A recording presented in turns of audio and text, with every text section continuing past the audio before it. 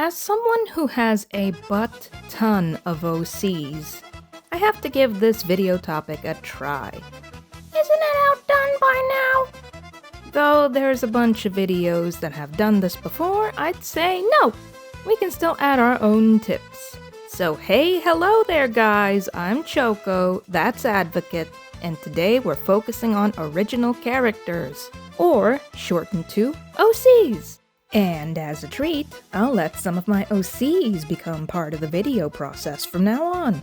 A big thank you to Lawrence of Arcadia for the idea to introduce more characters to my videos. I know one thing, and that's that we've all made an OC at some point in our life, whether we want to admit it or not. Growing up as the quiet loner kid, I made a bunch of them to keep my mind occupied. Most of them are self-inserts for characters from fandoms, but I still love them nonetheless. So, let's start off with something simple, and that's to write a story or fanfic involving your OC. This is a common one, but it's one that I think is important, because having a backstory or some context for your character to exist in is a major development plot for your OC. The next one is to ship them with existing characters that you like. Choco's super guilty of this one, as she has an incredible amount of self-ships and OC ships that she collected throughout the years. I'm not even embarrassed to admit any of this anymore, as I see it as a growth in my creativity and personality. And for any of my family watching this, no, I'm not cuckoo.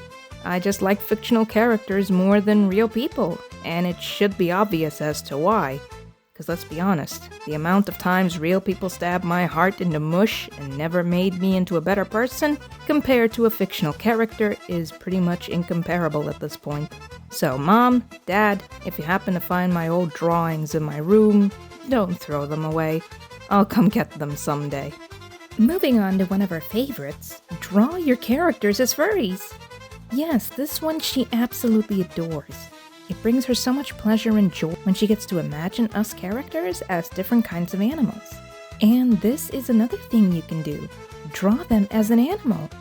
Just a regular animal or even a mythical creature like a dragon.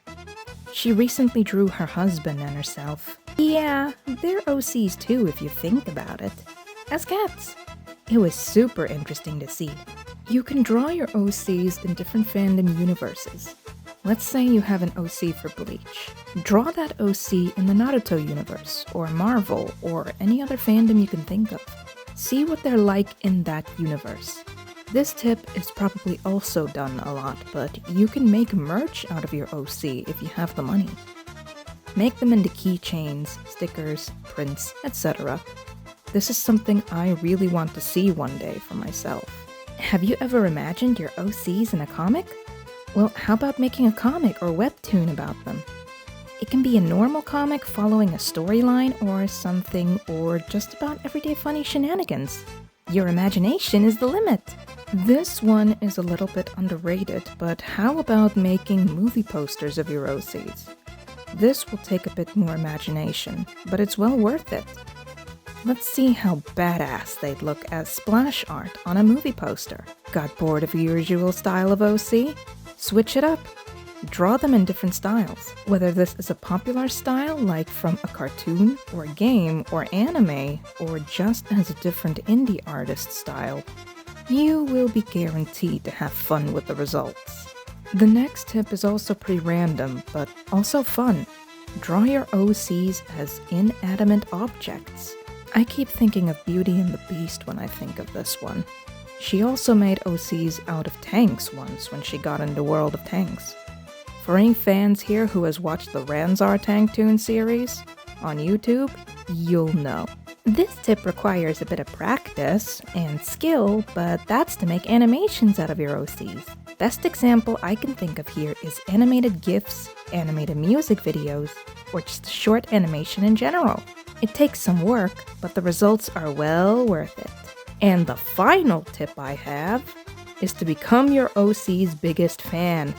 Design their bedrooms, make a journal with their theme on it, learn their personality and hobby, see what kind of fashion they'd wear, what their favorite food is, their blood type, their height, age, etc. If you don't know these things, How can you even call yourself a fan?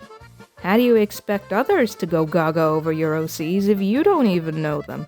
It's all simple. There you go, folks. There was some things you could do with your OCs.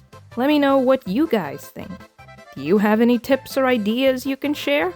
Let us know down in the comments. As always, take care, stay safe, and see you next time. Ciao!